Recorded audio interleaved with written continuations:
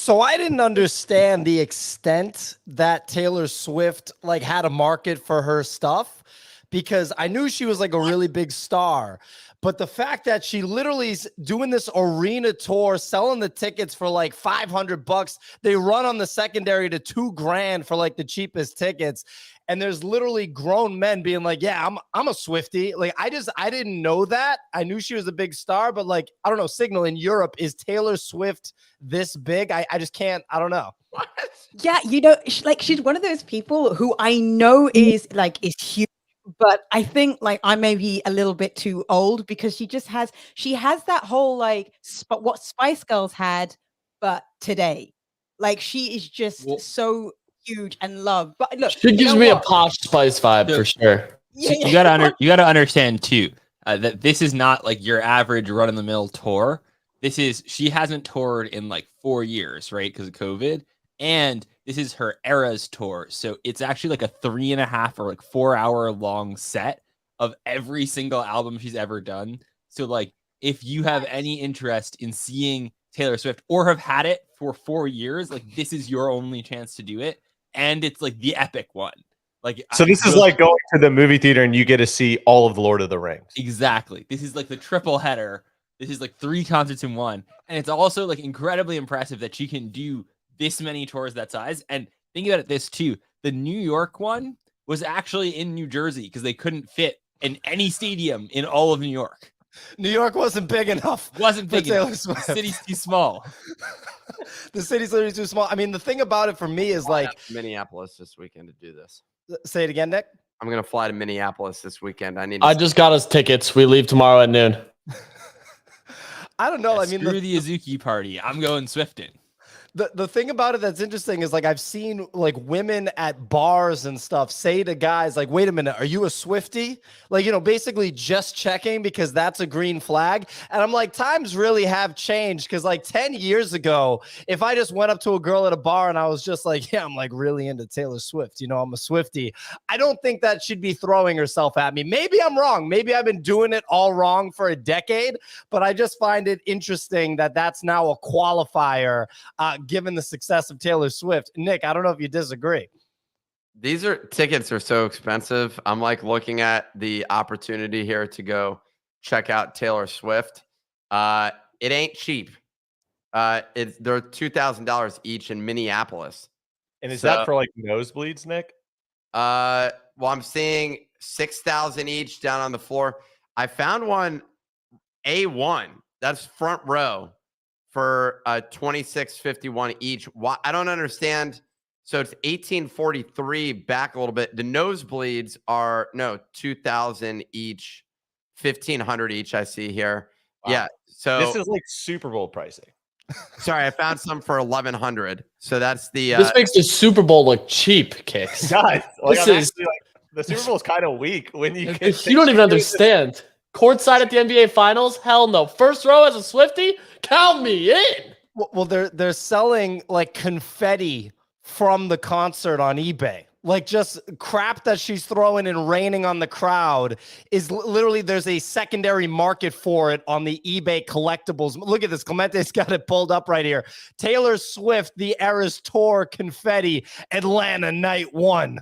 First of all, when Taylor Swift goes to Atlanta, she's selling out their arena 5 nights in a row, I'm sure, but I don't know.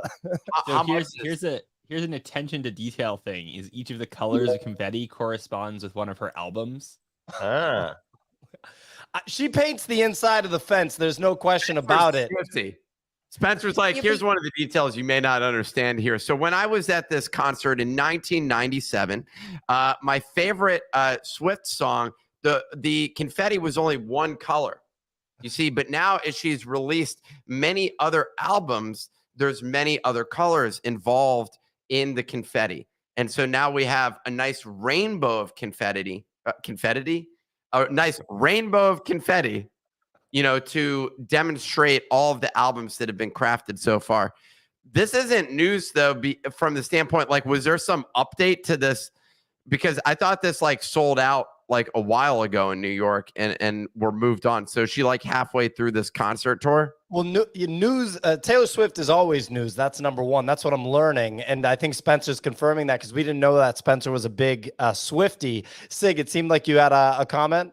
Yeah, I was going to say, you know, the thing about Swifty is that not only is she beautiful, not only is she incredibly talented, not only can she like, you know, sell out stadiums that no one else can, she's also got big brains, right? Did you know that when FTX approached her, they said, here's 100 mil. Okay. All you got to do is convert your tickets into NFTs. And do you know what she said? She said, would that be a security?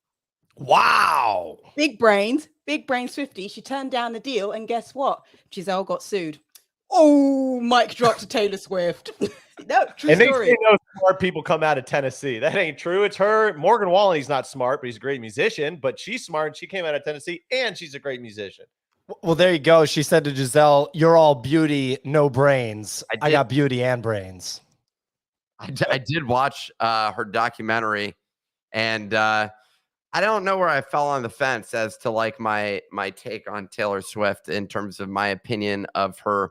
Sort of, she's a nice person, but it felt like she was kind of full of herself, and it just excuse me, undeserved.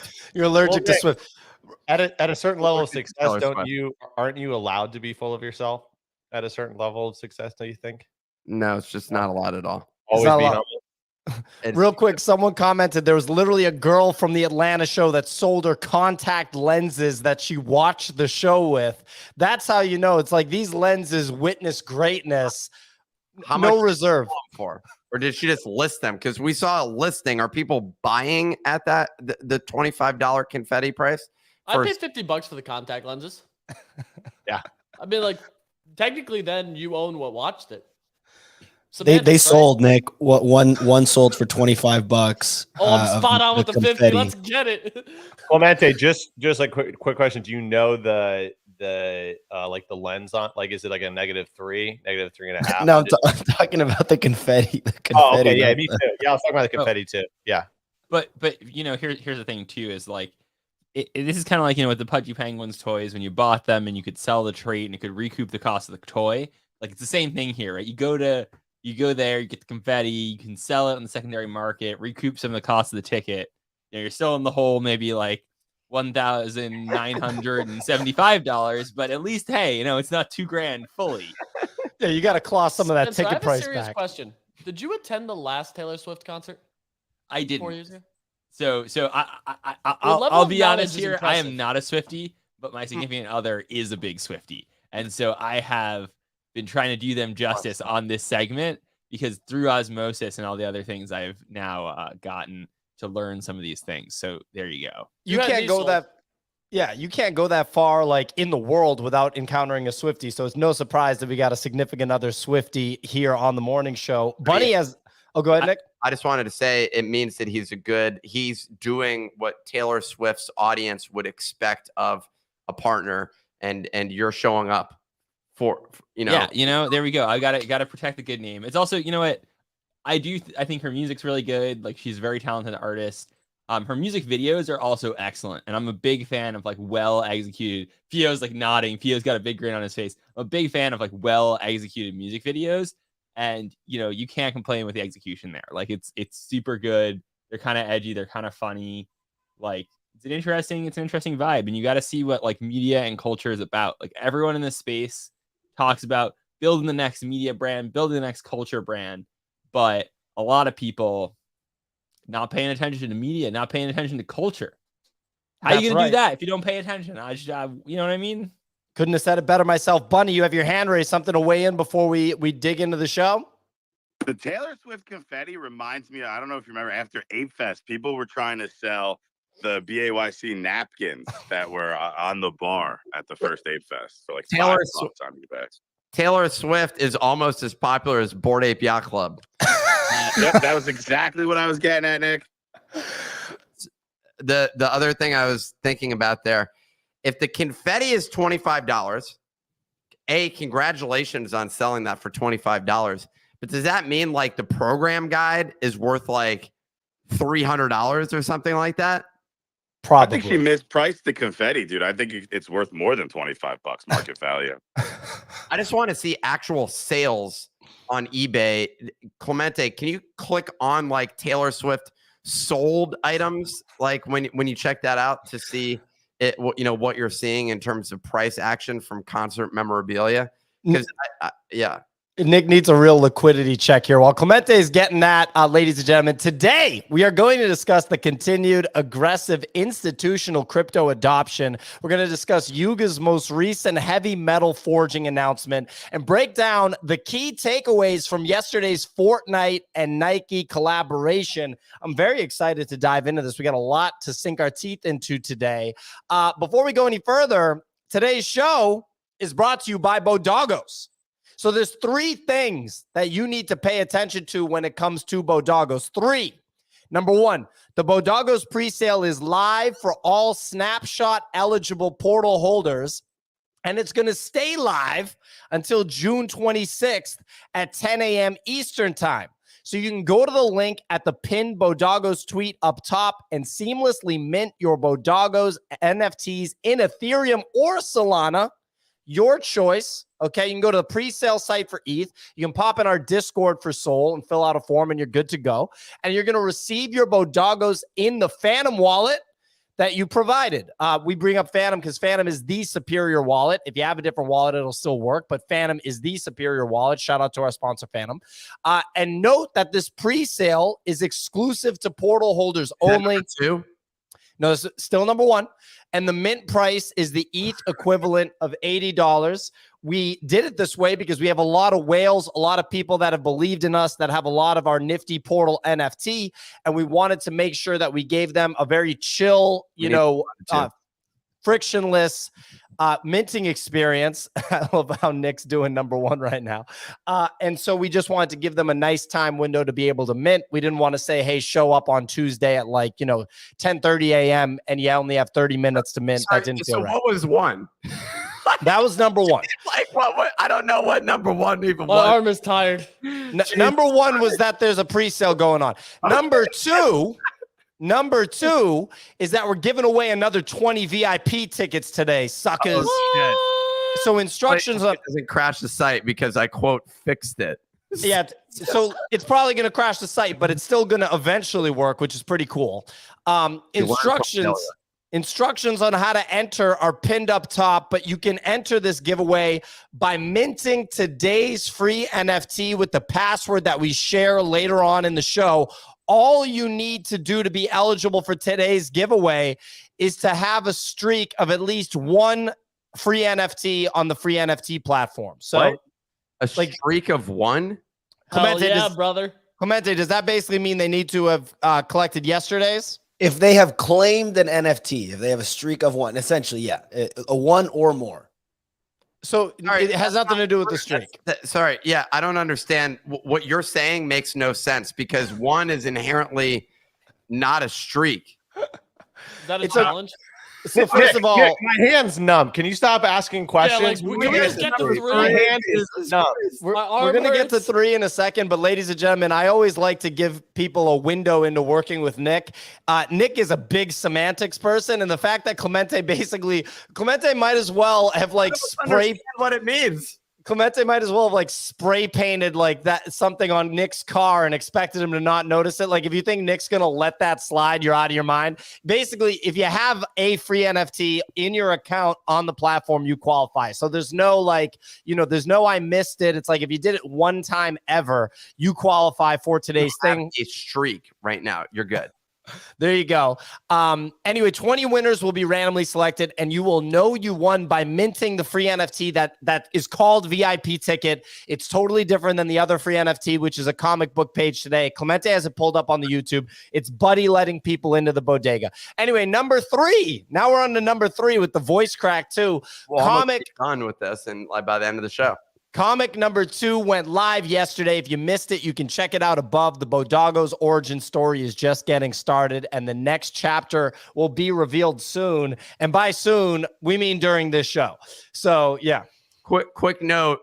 Turns out the system does support a 1-number streak, and there's actually 8,300 people that have a streak of 1. So I didn't even know that that's a possibility. I can't Clemente. I love Clemente shining on Nick. Yeah. that we've seen this a few times from Clemente where Nick called Clemente out and then walked it back, and the body language is just unreal. It's as if he If just I was Clemente's teacher and I was teaching the class something and then he said, no, you're wrong, I'd be like, sounds good, Clemente.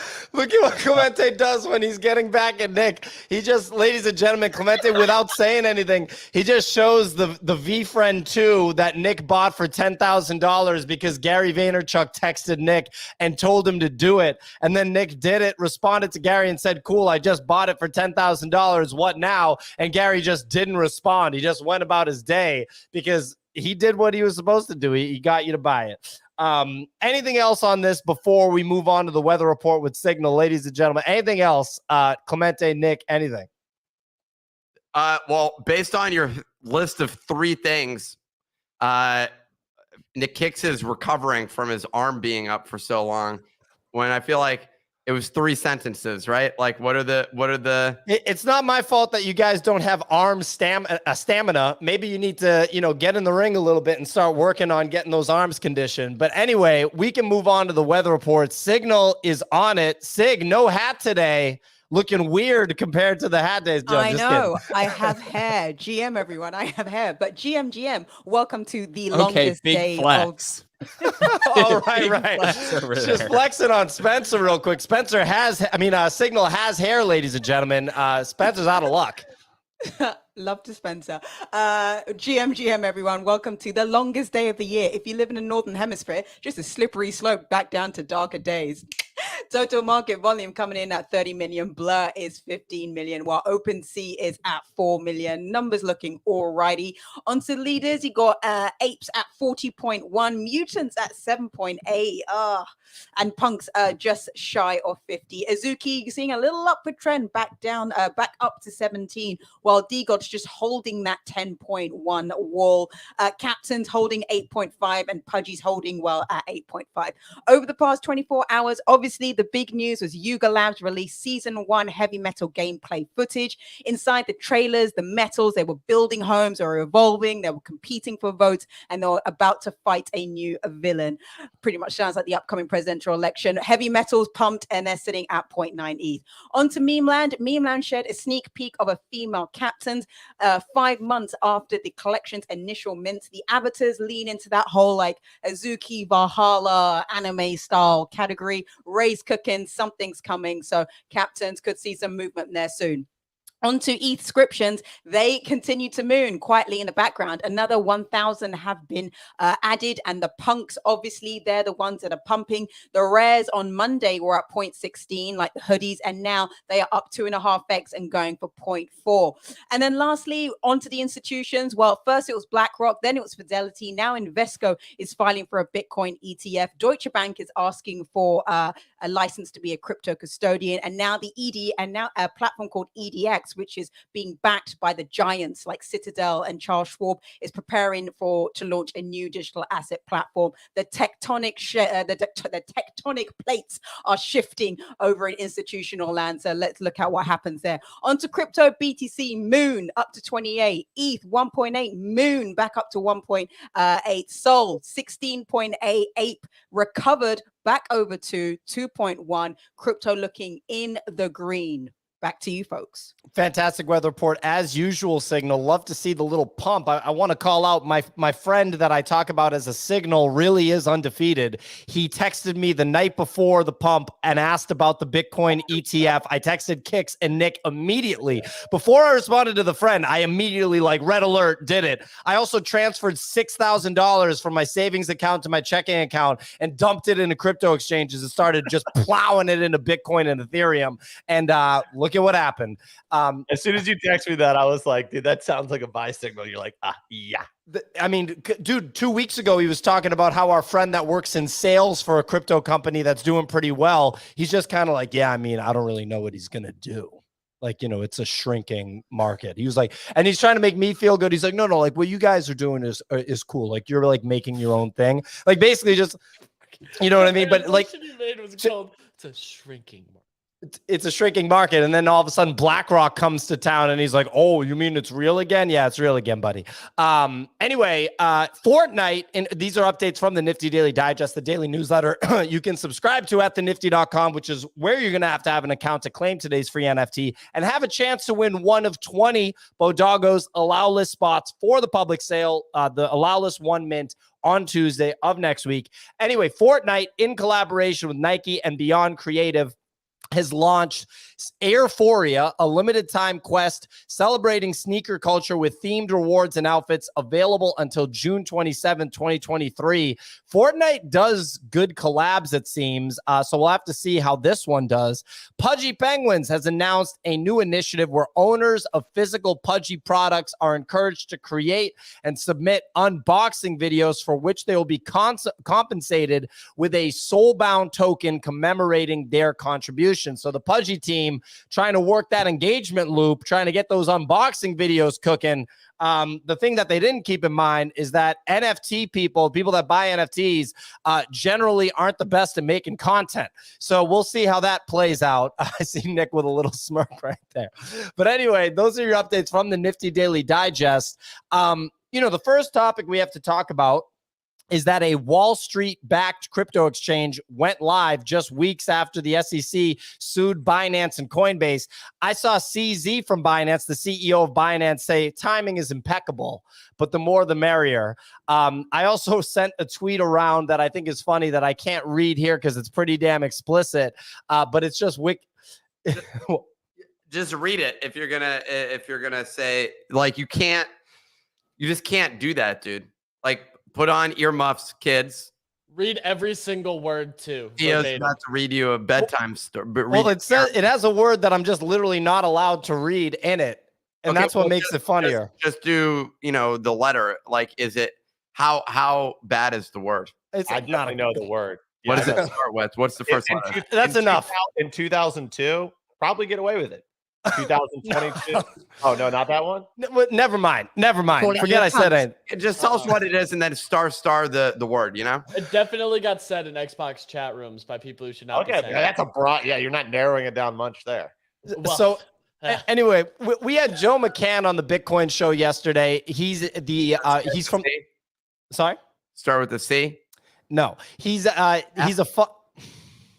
runs a fund called Asymmetric, and he has been tracking the Blackrock Bitcoin ETF, just the timeline of it intensely. So check it out. BlackRock has submitted, I might butcher the number, but BlackRock has filed for over 200 ETFs in the history of BlackRock, being an organization. How many ETFs do you think they've ever not gotten across the line? I can actually tell you it's one. So they have a 99.99% success rate on filing for ETFs. In other words, they don't file for an ETF unless they know it's going to get approved. So it is a foregone conclusion that the BlackRock ETF is going to be approved, and they've actually been positioning themselves for this for a while with an investment into Circle and other moves into the crypto, side of things. Joe McCann also thought that Gary Gensler's days as SEC chair are numbered no matter what happens in the next presidential election. So there's definitely a lot of meat on this bone. And a lot of people on Twitter, tinfoil hat, were alluding to the idea that, the powers that be drove the price of Bitcoin and crypto down so they could accumulate for a better price ahead of all this action. Spencer doesn't believe that. I don't know. I mean, look, I think this is the thing, is people out here are being like, the SEC, like BlackRock got the SEC to go after like Coinbase and Binance so they could buy the dip on Bitcoin before they launched their own ETF. And I don't really think that's kind of causally how it went down. Is it reasonable to think that maybe they had some inside knowledge that this is coming up and we should time things around that? That seems more likely. But everyone who's out there BlackRock called up Gary Gensler and got him, no, it's just the orders of magnitudes of the size and importance of these decisions. Gary was not oh, well, if BlackRock really wants me to go after the Coinbase, I got to do it. It's just not how it works, right? Like surely that's a bigger decision for him than anything BlackRock could provide. And so, but again, like, does that mean the timing is random? No. Like, there's definitely like it's not a coincidence that they're doing this around that. It's just I think that this SEC Binance thing was in the works for a while, and they probably were like, okay, we have everything set up to file our ETF, and we're just going to wait for that news to break, because again, like, there was a Wells notice, like we knew this was coming, right? And so once the Wells notice happens, they probably just waited to file their Bitcoin ETF until after that had happened. So I don't know that I believe all the tinfoil hatty side of this, but it's definitely not unrelated. I mean, they've definitely all been sitting on this for a minute. Like, look at all the other ones that came to life right after BlackRock. Like, you don't just create these documents and applications in one day. Like, Citadel, Fidelity, Charles Schwab all got in. They're launching EDX as well, which is a like more centralized crypto exchange that's coming out. It's just like it's cyclical. Like, it's like right now we saw crypto ending 2 weeks ago, and now every big name TradFi player is stepping in. Deutsche Bank is launching for custodied services in Europe. Like, literally every major player in the traditional finance side is trying to get exposure to Bitcoin and even some potential further cryptocurrency side of things. There is also like some random smaller ones also trying to get in on Bitcoin ETFs, like Wisdom Tree. It just applied for that as well, which I say smaller, but they have $87 billion under management. It's not the trillions like Fidelity or Schwab or BlackRock. But then there's also like some speculation, which is like could spook the market here, is that a lot of people think the SEC is going to go after stable coins next and DeFi, which would not be surprising considering all the focus on CBDCs going on right now, especially globally. And like a lot of countries are actually adopting Ripple's platform for it. And obviously the US with their SEC case against them. There's just like so much behind the scenes that I think in our kind of conversations daily, we don't really pay much attention to. And it's like really fascinating to see all these other moving parts that are kind of shaping up and playing out how a lot of people have been expecting. And Well, talking about the most boring exchange of all time, you only can trade Bitcoin. That's like an ice cream store with one flavor. Like, it just doesn't. They only have vanilla. No sprinkles. Nothing, No just vanilla. It's an important ice cream store. Okay, So- no, I can't do that. Okay, guys, let's just chill, because like vanilla is probably like the world's most sold flavor. So You're just playing into the Bitcoin argument. Calm down in your corner, okay? Vanilla is awesome. But the point is that as well, like Grayscale, when they first put in that application, they were going for a private trust, but now they're converting that to a spot ETF, which is what BlackRock's application is at this moment. So what's changed is the probability of a yes. And if the probability of a yes has gone up, this is why everybody is running to the line to join the queue in order that they could, like, their application can go in first. The difference between putting your application in now and getting the first yes and putting in your application days or weeks later is billions of dollars in trading volume and fees. And it's very likely that the first exchange, like the first entity that gets it, will win market share. And I think this is why we're just starting to see this race come in. Also, as well, if that entity can get a yes from the US, they're very, very likely to then go and be able to get a yes from the institutions in Europe. And like the London financial markets is probably one of the hardest to actually secure a license, as well as the US. And so it's really important that whichever entity gets this first is basically going to win a race. And that's going to be a global race. And this is why everybody is scrambling to come in now. So it might be vanilla, but it's going to make you a shitload of money. I love that quote. It might be vanilla, but it's gonna. I love that quote. That was awesome. Yeah. I mean, oh god, yes, Nick. Could you tell us what that sentence was that we've been waiting on?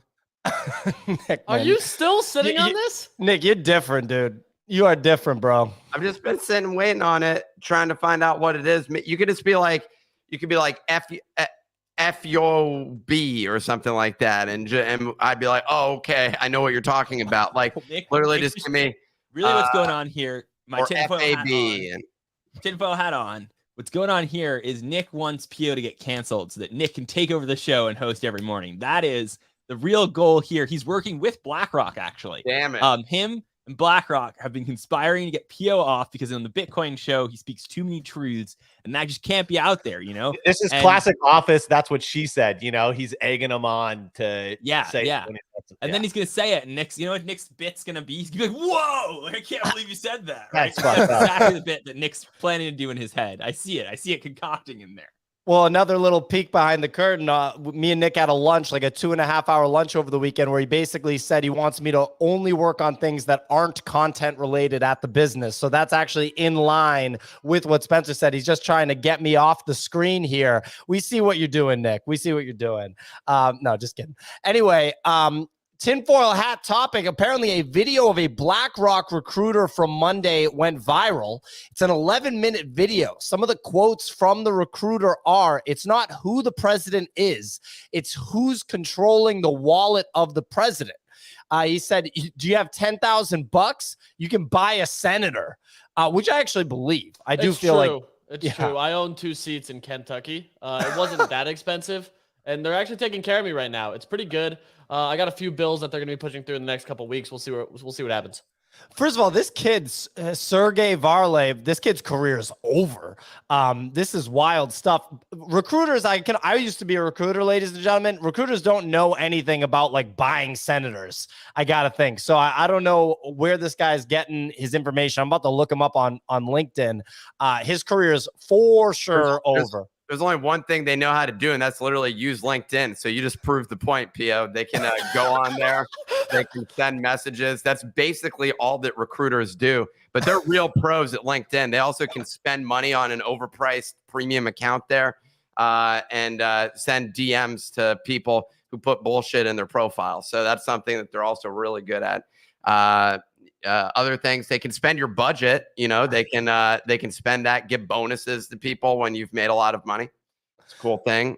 Yeah, there you go. This guy's worked at Deutsche Bank, Morgan Stanley, Citadel, and now BlackRock. That's typically how it works in the financial world. You just like musical chairs bank to bank. I gotta think it's over. Well, I gotta think it's over. He's literally, wait, hold on. So this guy is just a recruiter, and he's giving commentary on buying senators. Like what meeting was he involved in where he was able to glean this? He recruited the senators, Nick. That was his job. That's the job. Well, and also the guy on the other end, recruiter. The senators are technologically sound, Nick. He recruited them.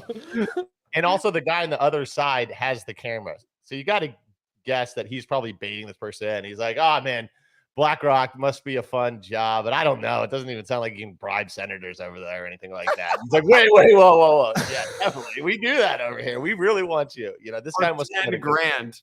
A U.S. senator is 10 grand. I do believe that. I do believe that. It should be at least 20. Why? Because taxing me. I paid 32 to try to get the Singaporean dollar adopted. DC is not built on 10 grand. Like I'm not saying DC is, but if somebody. I think it's. I honestly think you can buy a senator for 10 grand. It feels the North cheap. Dakota senator would absolutely take 10 grand. Okay, that's what I mean. That's what I mean. Enough. Yeah. I could potentially see that, and that's an interesting way. Maybe that's why we have such radical ideas from some of the senators from smaller states. So okay, this makes a little more sense. Don't fade how corrupt politicians can be, Nick. Seriously, and how cheap they can be. 10 Who's this guy? This guy. It should just say. Get this off. This is my guy. Take him off screen. It should say John 10K Hoven is what they should call this guy. I mean, this guy. I might just give this guy 10K for like a cameo video where he talks about BoDoggos. I don't know. This guy's easy work. Keep in mind, rich actors were doing cameo videos for like $150. Well, I know that Sergey Varlav, the tech recruiter at BlackRock, not even a senior tech recruiter. He's just like he's making like 75 grand. He's just a tech recruiter at BlackRock. Definitely had a meeting with that senator, is my guess. There you go. Okay. Anyway, well, we're gonna get a Bitcoin ETF. Only one flavor ice cream, but the most important flavor. Moving on, Yuga has announced heavy metal details. We were talking about the need for Yuga season.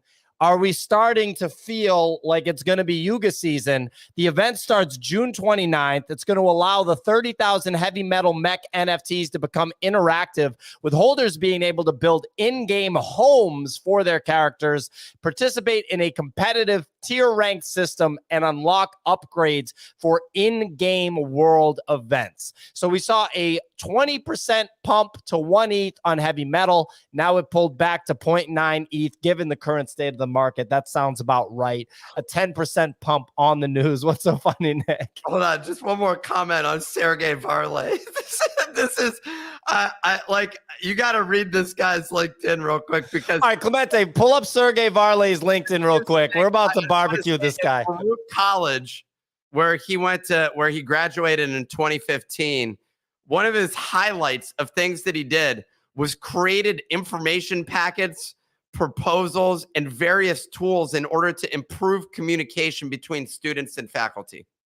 That's what he did. He created information packets. I like it. Is that a highlight that you would put on there? That's like putting like Microsoft Word as like one of no, that's PowerPoint technologies. Okay, got it. Sorry, I didn't mean to go off a tangent here, but back to HV-MTL, heavy metal. The real Tom Nook said the recruiter has buddies higher up. It's actually not out of the question, because at the banks, you do see these little congregations where like the guys go outside and like literally smoke cigarettes together and stuff. And you see like politics at banks is like a really, really, really big thing. In fact, it's kind of the only thing. Nobody's actually good at anything. And so it's all politics, you know.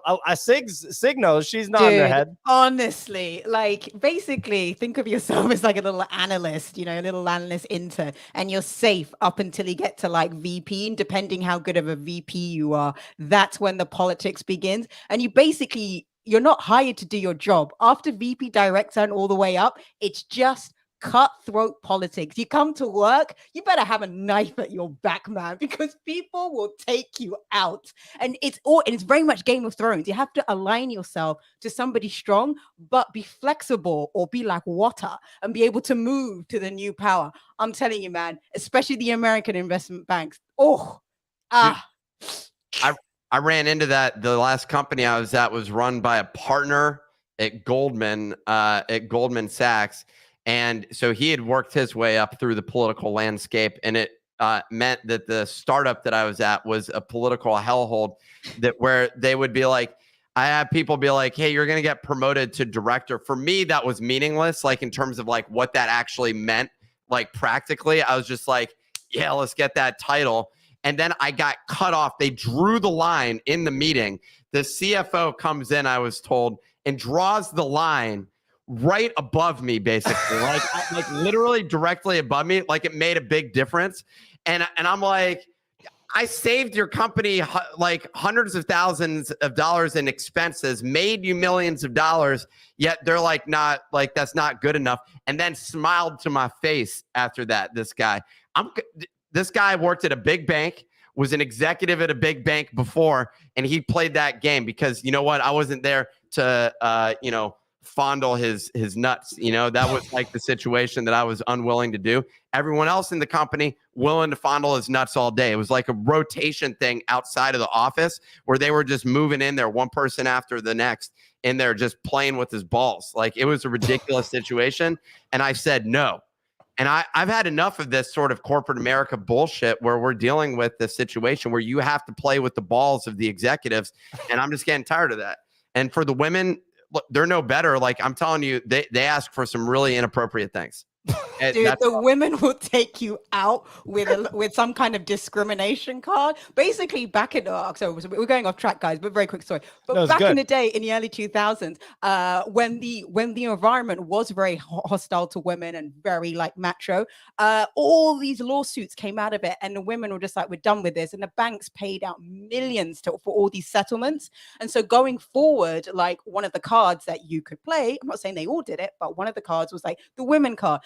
So like the women are just as bad as the men, especially the senior ones. They will take you out gladly, and they'll do it with a smile. It's like killer assassin, but they're smiling at you and they look good. And you never, and that's the thing, you never see them coming. You never see them coming. You just see their legs, and then You just see their legs because they're wearing a skirt. But that was the case with one of the executives at the last place. She was coming in with high heels, stomping in there, and you were just like, "This is me, legs." Okay, just that's what I'm showing you. Nick's very leggy. Look at how leggy I am. So in terms of she was putting that front and center. That was like, and she'd come in, she'd put a leg up on the seat. She'd go like this, right? What? No way. No way. No way. Get out of I'm here. not even kidding. That's the type of things I've seen guys do it. Nuts, just hanging out right Well, there. it is okay. So real quick. So if we're gonna do bank stories, so I worked at a bank and I got fired. So we're gonna talk about this story real quick. But there was one guy who, by the way, now works at a crypto company with someone that me and Nick know and that we've gone to dinner to. But I'm not gonna say. But this guy was a really sharp guy. I'm not kidding. No joke. One time I went up to his desk and he was sitting like this. Okay, so I'm not kidding. So we're talking about Audio listeners, Pio's legs are spread on a desk. Like it looks like he's basically giving birth or at a gynecologist getting inspected, basically. And this is how the guy greeted me at the desk. So I had to stand there and communicate him with that. I think it's probably the most I've ever been alphaed, and I've been in physical confrontations before. And I'd say that in the office right there, the guy doing that, I was just like, I mean, I don't even, is this appropriate? I don't know what to do.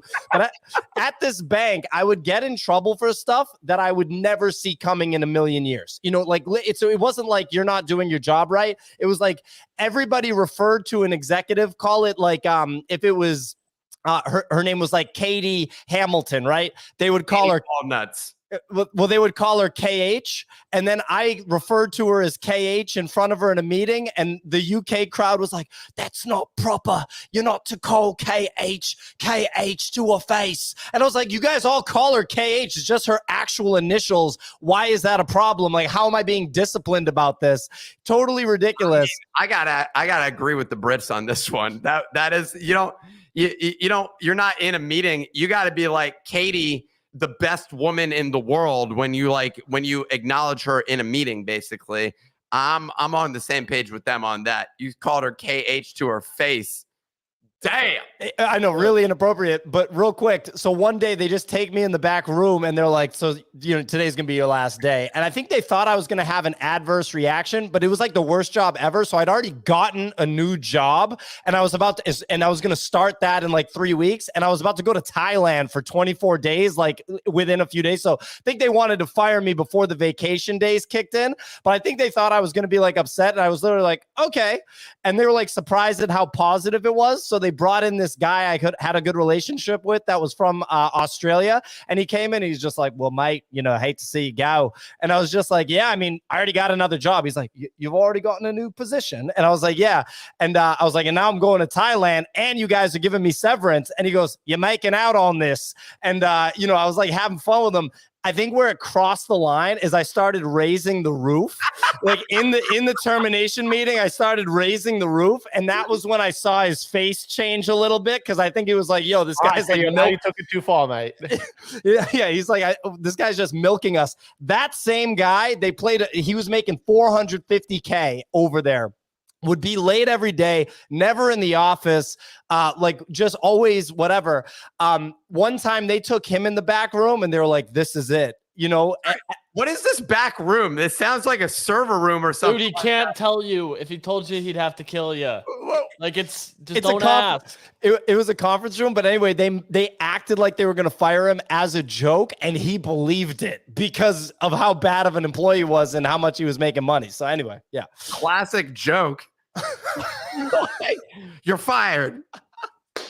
HR, come on, explain it to him. And he'd be like, "Yeah, so this is your last day, unfortunately. We're gonna have to and that's how they're like, got him. He thought he was gonna miss rent this month. Got him. Oh, that's a classic one. You suck at your job." You're making out on this. Spencer and Kicks looked like they wanted to get a word in there, or is it just way too late? Did I dominate the mic too much? Speaking of heavy metal, Kicks. I'm glad that you got fired there. Thank you. It led you on this journey. It led me on this journey. They let the cage bird out. You flapped your wings to Thailand. than Robinhood now here. There you go. There you have it. Kicks is like way too like solemn right now. It's like, all right, okay. So you can So see a Discord. I was throwing off. Someone made a meme of me, and it's the funniest thing ever. So I was a little bit distracted in a good way. the meme. Jesus. Is this Johnny Blaze's work? Yeah, I actually think I'd look good if I put on like 30, 40 pounds. Like I would go actually into investment banking. I would go into the banking sector with that look, I think. There you go. So back to heavy metal. I mean, Spencer, get it off your chest. Let's talk about heavy metal. It is the point of the show, so I'm not opposed to it. Is it? I don't know. So yeah, so heavy metal. I don't know. I'm curious to see what this game mechanics ends up being. I think I'm probably not alone in feeling like what they teased yesterday was pretty different from what I was expecting this to be. It seems like some sort of like you curate like a space. So it seems pretty like Club Penguin-y or like Neopets like almost.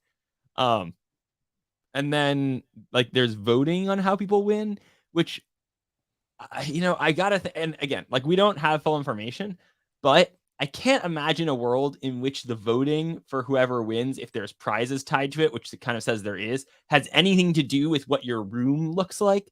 Like I really imagine that crypto NFT degens will just be trying to game the system to favor themselves, and there isn't like I'm not going to be like, oh, like wow, your house looked beautiful on the internet. And therefore I will be like selling votes, selling my vote, point selling votes, like click farming. Like, I've got 17 like interns that will now, like click farm your upvoting or whatever. Like, so I'm very curious to see how they pull this off. Now I'm reserving, my thoughts until we actually see it. But I'm a little skeptical given what's been teased so far. But I will say also, like, I think they kind of got the sense of this. So, like, I think it was Garga and some of the other employees were kind of tweeting, like, yeah, like maybe this isn't the best representation. And so, we'll reserve judgment here. But there is a big risk to the NFT space in this, right? Like, if Yuga does not get the execution of this game right, like, I think that they're in kind of a fragile moment, and like it could cause a big sell off of Yuga assets. And if it does cause a big sell off of you, if this like doesn't hit, and like I don't think this needs to be anything crazy, right? Like Dookie Dash was not anything crazy in terms of what it was, but it hit. If this doesn't hit, like everyone is looking for a reason to be bearish on Yuga right now, and I really, really like for the sake of the entire industry, I think it's important that they don't give people a reason to be bearish.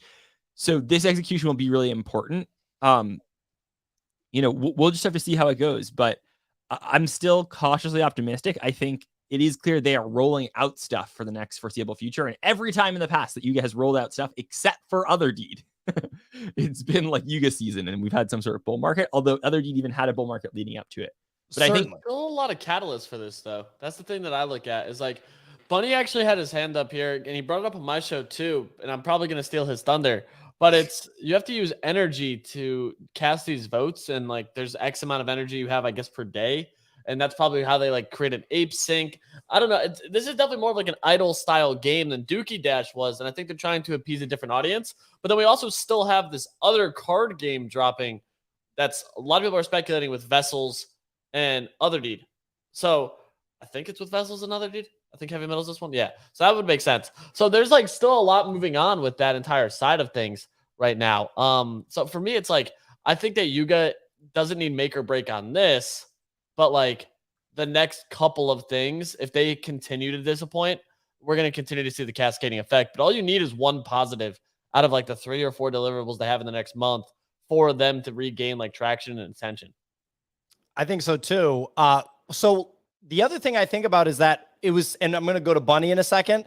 It was singularly Yuga for so long.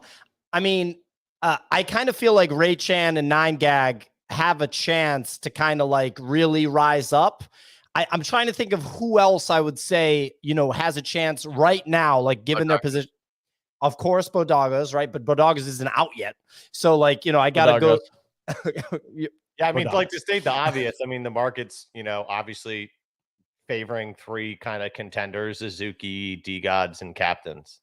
Those 3 ecosystems. D-Gods, yeah, exactly. Yeah. And Azuki too, of course, but I look at D-Gods, definitely D-Gods and captains for sure. Bunny, you have your hand raised. What's going on? Yeah, I mean, I still think it's ridiculous to talk about any of those projects flipping Bored Apes, considering it's a 30 ETH price disparity. But yeah, I was going to say that Easy stole 90% of my comment verbatim, right? It was intentional. But besides, yeah, I think they're going to have to incentivize voting, because there's going to be there's like an old tweet from Spencer, the CGO of Yuga, where he talks about like oil being spilled on your land. And like all that shit's going to cost energy to do. And the only way to get more energy is going to be to buy it with ApeCoin, right? So like, I don't know if people might actually be selling votes, like Kix was saying. Like, I don't think that's far-fetched. Nick? I think these sorts of like game dynamics are going to continue, like be more common across all NFT projects in varying ways. Like everything is going to be gamified about NFTs. And I think like, and it's going to be like progressive as we get there. For Yuga's interfaces are way more visually complex in advance, like in terms of like game development efforts required. But I think we're going to see this holistically. I mean, we're discussing our own version of gamification and what that actually looks like. And you got Kix over here who may know a little something about games. But a lot of effort is put on the sort of like, and attention is to the big, broader games that exist in the space, which are going to be like attempt to compete with Fortnites of the world and other more hands-on games. And I think that like, that's just not where the majority of attention actually exists. There's also a chart that I've been seeing, which was talking about average daily time spent in front of a screen. And this is like, we're making progress, guys, when the number's going up, apparently. But all of us are just like, God, I wish I spent less time in front of a screen. But it's I think now 8 hours a day for the average person. And I don't know how many hours is spent on like the phone specifically, but it's got to be, like 4+ hours for that, for like the average person at this point, maybe 3+. I don't know what the number is. But the bottom line is people are viewing that like progress, despite the fact that you can have your own questions about the mental side of spending all that time in front of a screen. I think the reality is that a lot of people are competing for that attention, and the way that that attention is spent is probably mostly in like casual ways, like in smaller interactions. So as much as this is interesting and intriguing, it's really like small, like it just feels like a small audience that's paying attention to this particular subset of a game like this. Like, are mainstream gamers going to allocate their time playing this game? I don't understand why that. Why is that surprised. even? Why is that important though? Like, I don't think this game is some mass onboarding event. Yeah. Why is that important? It's a build up. Like all these mini games are build ups to the other side coming out, right? So I think it's just like a perk for holders. I don't think it matters. Literally, I don't think it matters if fucking Ninja is playing heavy metal. Yeah, and mainstream gamers are priced out just mathematically from playing this. I just had a quick question for clarification. So this preview that we saw right here, that's what the heavy metal asset. Yes. Was that what they were showing, like the game like? Yes. Was that Legends one single screenshot? It's its own thing. It's its own thing. So it's not Legends of Tomorrow is going to be the vessels and other deeds. Heavy metal and the forging is what we're talking about here. It's a lot of moving parts. Oh, okay. Yeah. So Nick, shockingly, some people do care about this and are excited to hear what it is. I'm not saying that it is confusing as shit. And I'm somebody who's hyper plugged in, and I'm like, wait a minute. All right, look, cross the T, dot the I. Yes, this is still okay. Kix runs a gaming company and doesn't fucking understand the thing. I'm just telling you that when the game drops, the communication. They're like, yeah, we probably could have done better with the messaging on this thing. We had 3 games dropping the same week. No one really knows which is which, but they're all going to come out. But I think Bunny is spot on. Basically, like week to week to week, like back to back to back. They're going to be really tight. But I do think you're going to see some of the same people that were pretty big names who played Dookie Dash at least play these games briefly. Like, dude, some of these people made millions of dollars playing and delegating for other people. Dookie Dash was, in my mind, actually maybe the most interesting of all of this because it was so simple. I'm someone who believes in casual gaming. I think that that's where the majority of time is spent. I think that's where, think about like moms with their kids that are like on the go or like sitting at home, but they're like taking care of the kid, but the kid's off doing something else. So they need a way to like take a break, and they're like fucking around in one of the games, basically. Like that to me. Yeah, but this is a casual game.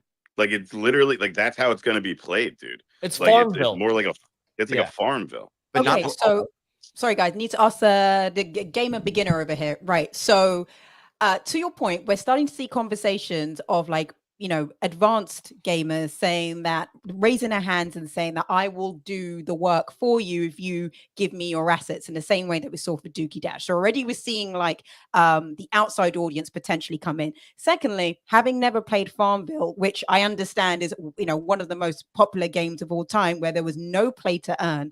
If they were to take this model and put it into heavy metal, why wouldn't it be successful, even if the trailer looks slightly underwhelming? So like the issue with this Farmville style game is Farmville was not really an objectives based game. Like you just kind of played it. Like there's all these games, some of the biggest gaming category is not like you win the game or you lose the game. You just like do stuff and you accumulate things and have a bigger house. Like that's kind of like a fancier house. And so the question is like, this is why who's playing music? I don't know who's playing music. It's got to be Kicks. Yeah, exactly. So Got to be Kicks. He was Exactly. watching the video for He does that. metal. He does that in meetings all the time. Go ahead, Spencer. I just wanted to notice something. Sorry, Spencer. Yeah, so like this is why like I'm a little bit skeptical of this game mechanic where like because you don't have like binary outcomes or like clear winners or losers in that style of game, this is probably why they have some sort of voting mechanism where the voting is like you have the nicest house, etc. Right? Like if you could go to everyone's farm and be like, oh, I'm gonna vote that you have the nicest farm. However, the thing is that like it'll be interesting to see how they incentivize voting in a way that you think is like correct versus like collusive voting, which is Gonna be probably collusive. it's gonna be collusive, I right? said Like it unless last night too. A person's gonna win that doesn't build anything.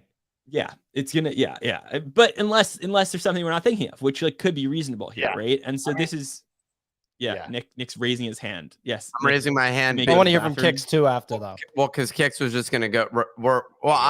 You know, what I was going to say is they're in the book, Actionable Gamification, which was recommended to me by one of the Cleanosaurus co-founders when I was out in Vegas.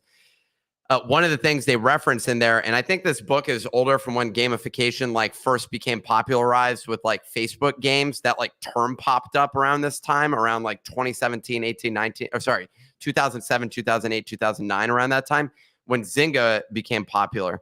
And the critique of Zynga was they used really just aggressive gamification methods that were unsustainable. So Farmville went through this huge rise and then this massive crash, basically, because it wasn't sustainable. You look at something like Fortnite, to Spencer's point, there's achievements that you get. There's other things that they're doing to make it more dynamic and interactive on a social level. There's other elements that are coming into play to keep people continuing coming back.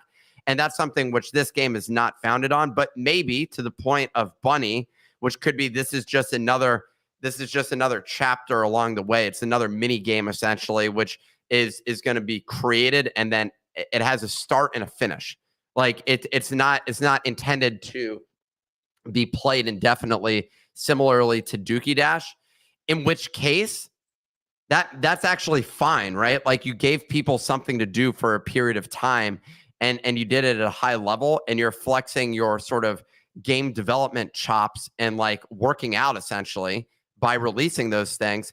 If that's really all that it is, well, it's quite impressive, the robustness of the games that they have. And anyone who's being like, oh, this thing sucks, is maybe analyzing it through the context of, is this a game that I'll play indefinitely for the next few years? And the short answer to that is just no. Like that's just not, but they also didn't design it to be that way. If that's the case, that's kind of interesting. Like there's some interesting stuff there, and it gives it adds a level to the complexity of Dookie Dash to just enable them to test some game concepts basically and processes, and they're just experimenting along the way. I think where it gets complicated for a lot of people is that there's a bunch of games and a bunch of information coming at people, and they need to reduce that level of complexity in the messaging, despite the fact that the game may be slightly more complex. It should just be presented as a mini game. And if that's all that it is, that's actually maybe more exciting because you're going along them as they develop this massive game company, which is kind of interesting. And they're just saying, hey, this is just another chapter. Yeah, kicks, and then we'll go to Bunny, and then we'll do our big premiere. Yeah, I sorry. The reason why I blew everyone eardrums out is I just wanted to watch. I was watching the video real quick to see if there was multiple heavy metals on one of the maps, and it looks like there was towards the end of the video.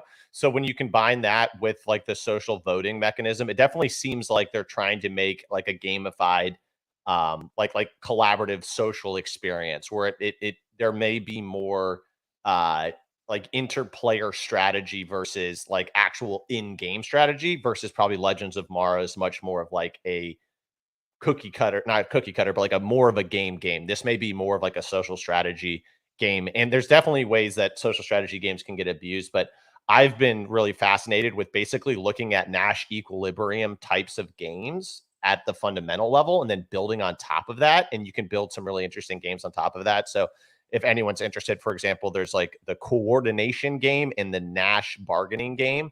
Those two games involve like infinite amounts of potential players all cooperating or playing against each other in different ways. So there are ways that they could do it in an interesting way. So yeah, it seems to me like heavy metal is more going to be like a social collaborative experience as opposed to like a StarCraft, where like Legends of Mara strikes me as being a little bit more of maybe like a real-time strategy StarCraft or like a Clash of Clans kind of game. So I'm excited. I mean, no surprise, Kicks, the CEO of gaming entity Crypto Raiders, was able to weigh in with some very intelligent analysis. We're going to go to Bunny, and then we're going to have our big premiere. Bunny, what's going on? Just real quick on something that Nick was saying. Like, Nick, I think that this game like might go on forever because they're like they've already named it Season 1, and I know most of the people I've talked. I know RNG, like his belief is that it's going to be like an indefinite thing here. Well, there you go. That's a bold move to make. Gargus said once everybody builds their bases, like the game is going to change as well. So like I don't know if we probably know what 2% of the game mechanics. So yeah, because Bunny, if you watch the linearness of the video, everyone's building their bases by themselves, and then you see that oil thing that you talked about on a base with only one person in it, and then you see multiple heavy metals all at a base together. So it may be like you're building a base and then that gets you to like level 2 where you start engaging in this collaborative / competitive social experience. Or maybe it's a collective like World of Warcraft style thing from back in like the OG World of Warcraft, where basically like each of those whatever city or group that you had, but we're each independently creating them, and then we can like work together and take down the enemies, basically. Yeah, I'm gonna get a DM from Nick. He's like, dude, I got a major oil spill over on my land. I need everybody over here stat. There we go. Well, look, we'll see what happens with heavy metal. One thing's for sure, we don't know much about what's going to happen, and it is the biggest entity as it stands right now in the NFT space. We are going to premiere an animation, specifically animation number 3. So everyone on Twitter, you'll be able to hear the audio. On YouTube, you can see the video. Clemente will pin the animation on Twitter as well, so you can watch it. But let's go. Number 3. Thinks twice about the bodega down the street. You go in, scan the shelves, grab what you need, pay, and leave. There's one on every corner. Bet it never crossed your mind who might be selling your sodas, sunflower seeds, and lottery tickets. What secret hopes, dreams, and fears fill his heart? For this bodega owner, what he lacked in profit margins, he more than made up for in sheer shrewdness and cold cruelty. He never missed an opportunity to exploit even the slightest advantage, especially if it put a few dollars in his pocket. We all know the type. When he found the BoDoggos in his back lot by the dumpster, he knew exactly who to call. With greed in his heart and dollar signs in his eyes, he phoned the local dog catcher and waited to collect his kickback. Buddy and the BoDoggos were still munching away on their breakfast, blissfully unaware that their lives were about to change in a major way. They didn't even hear the van pull up or notice the malice in the dog catcher's eyes. He bent down and started to load the pups into a kennel in the back, one by one. Buddy was the last to get locked in the cage. It was only when the kennel closed that the BoDoggos knew something was wrong. They were locked up and about to be hauled away. The van started to pull out of the lot. Buddy saw the dog catcher's CB radio resting on the back bumper. On instinct, he grabbed the radio and secured it with his teeth just as it was about to fall. It might be their only way to communicate with the outside world now that they were prisoners. Buddy looked around and saw fear in the eyes of his fellow BoDoggos. He tried to put on a brave face, but he was scared too. It was dark and cramped in the kennel. The van sped up. The BoDoggos didn't know where they were being taken, but they knew it wasn't good. Damn. They didn't know where. They knew it wasn't good. Your voice acting is incredible, Nick, by the way. I don't even know how you can. Hey, thank you for that, man. Yeah. Thank you for that. It's totally Nick. Anyway, Clemente, what are we doing for this code? The password for today's free NFT is Trouble23, TROUBLE23. Go to the nifty.com/claim. We're up and running, baby. We claimed it already. I already claimed it. Check this baby out. We're picking 20 lucky winners that mint today's free NFT. As long as you have a claim streak that is existent, you have a chance to win the one of 20 VIP tickets that we're giving away. There you go. So, ladies and gentlemen, if you missed it, the BoDoggos, they're in back of this bodega, and the bodega owner, he's a sketchy guy. He wants his kickback. He reached out to the dog catcher, and the dog catcher came through and captured the BoDoggos, including Buddy. But it seems like Buddy has something up his sleeve. Hopefully, we hope so, because at the end of this one, they're loaded in the back of the dog catcher's truck. So it's pretty dark. It's definitely is there any dark. chance that this will be like a limited edition comic? Because I just love the style of these. They look really phenomenal. Are you talking about actual, because we've created actual comic pages? Is that why you're I mean, will I be able to hold it with my hands? No, we'll never do that, dude, because Okay, we're that was a dumb idea. Sorry. Yeah. We are making custom nasal strips, however, that will have it printed on it as a one-time print. So stay tuned. Oh, dude, I'm breathing phenomenally. Oxygen levels are peak bull market. You're making me want to get them. I'm going to be honest. Like, you're doing a great job at selling them. So I'm pretty.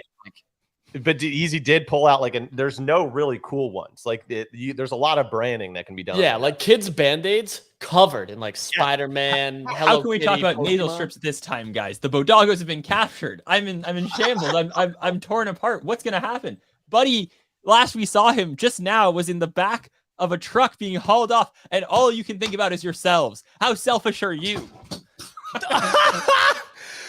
Ladies and gentlemen, Spencer was so emphatic with what he was saying. He broke his microphone stand. That's good. We like that. I don't need my microphone stand to be attached to the table anymore. That thing. You know what? That happens to me on about a monthly basis. And the other BoDoggos, unlike you heathens who can't give a crap about a poor dog caught. But now my headphones unplugged. Everything's really. It's falling apart. It's falling apart. But you know what's not falling apart? The story. So stay tuned. Absolutely. Stay tuned. Mint the free NFT. What's the code, Clemente? Trouble23. Trouble23. Love to see it. Nick, anything else before we wrap? Anything people need to know? The site didn't crash, but I haven't seen anybody win. So No, that's people have won. Three or four just tagged me on Twitter. Who won? I got a question. So Pio, so the mint for BoDoggos, the pre-sale for BoDoggos started yesterday. Correct. And let's say I forgot to do all my pre-sales. Am I still able to do it today? Like, how long do I have? Let's say I was inspired by this epic story, and I want to help save them from the kennel. And you want maybe a physical comic? You may want a physical comic also. Is that what you're saying, Spencer? Just as a possibility? Just some speculation. But Spencer, you have until Monday the 26th at 12 noon EST. And where do I go to do it? You go to presale.thenifty.com. I would also advise checking out the Discord maybe like once a day.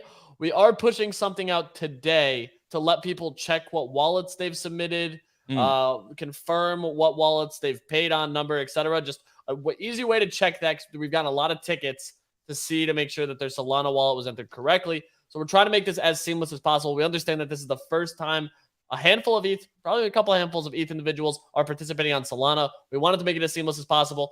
If you want to pay in Sol, we provide that option. If you want to pay in ETH, just go to presale.thenifty.com. We took that snapshot Monday night at midnight. Your wallet's included. It's an easy process. Go enjoy. So someone asked about the dogs being on a roof in the last comic, the last animation before this. Not sure why you're making that up because they were never on a roof. But I mean, like, on the listeners. Yo, I'm confused. Last time the dogs were like in Antarctica, and now they're not anymore. I don't understand. It's like, no, just watch it again. Watch the series. It actually does go in. It progresses. It's an actual story, believe it or not. I know a lot of people are shocked. So here's a crazy thing. Literally no other NFT project has actually delivered a cohesive story. So we are proud to be the first one to actually do it because it's a cohesive, sequential story. And for a lot of people, that blows minds. A lot of people thought, oh, I need to go buy an NFT by a Hollywood team, which is still none of them. No, like literally none of the Hollywood teams have put together a cohesive story. I will say there is one that stands out. Is that what was that comic that we minted back in the day? Pixel Vault. No, there was a red one. A Runner. No, there was another one. But anyways, they had like 6 of them, and it was done by like an Huxley. Huxley. Well, what was the story? I don't know what the story was. Exactly. Honestly. Never saw the story. Well, they have a video game now. Literally, I don't know if we've seen anybody. So they have a video game, but no one's actually like published publicly an actual story. We saw a 10K TF, but tell me the 10K TF story. Jenkins the Valet posted a book. You can actually read the book. That's true. They do have a book. Yeah, I will say that's one that has a full book, but no one's done an animated comic with visual emotion evoking content overlaid with text for you to ingest at any time. We're not even a narrative project. Like, I want to be clear. That's not even, this is literally just, we're doing this voluntarily. Like, because we're talented enough to do it real quick. Johnny Blaze said Huxley's story was that they took our ETH at the end. Well, I made money off of Huxley, so I'm grateful that they took our ETH. Those pumped pretty high. So anyway, go claim the free Akatar. Wait, but I want to know: are the BoDoggos going to be okay? Should we? I don't know. You have to stay tuned, buddy. Here's let me give you the punchline. They're going to be killed, and this project's a rug, baby. No, I'm just kidding. They're getting taken to the back room. To a back room, and they're going to be disciplined. They're going to be. I like how Pia was like, I got taken to a back room. I got brought to one of 15 conference rooms in the building. Like, but this was it a particularly dark like conference room? Today's going to be your last day, and I was just like, cool. And then they were like, we're going to give you a month's pay as severance. And I was like, very cool. But I'm going to Thailand next week. Were the other meetings in that conference room about actual business activity? There sometimes, but I do think that I never fired anybody there, but I do think that was where they took people out back to shoot them, to fire them. You fire a lot of people? At my job before that, I was just literally firing people constantly. Just George Clooney up in the air type behavior. No, one time we hired a kid. He was like just fresh out of college. He came in. He looked so disheveled. And I was like, you didn't look like this when we interviewed you. Found out later he was on a week-long Molly bender in Vegas up until the day before he started with us. And I was like, you are an idiot. And I don't know why we hire young people here. But anyway, that was when I lived in LA. People in LA are definitely different. That kid went on to be the MVP of the company one year. So you never know what you're going to get. Someone could go from doing week-long Molly benders to bringing in like 7-figure revenue for your business, for your small business. Showing real potential. Showing the real potential. If your heart can hold up through that, you could definitely manage the hours we have here. Anyway, ladies and gentlemen, this is a fun little episode of the show. Hope you enjoyed the animation. Sorry for everyone that was confused about them being on a roof, aka one person, because there was no roof in the story yet. We will catch you guys next time. BoDoggos pre-sale is live, ladies and gentlemen. If you were part of the portal snapshot, You can go and casually mint in ETH or in Solana, and the public sale as well as allow list 1 and the Solana native sale will be Tuesday of next week. Nick, we're pretty far through the yeah, I mean, Don't leak. Okay. we won't leak, but I mean, Just trust me. Don't leak. hey. Anyway, ladies and gentlemen.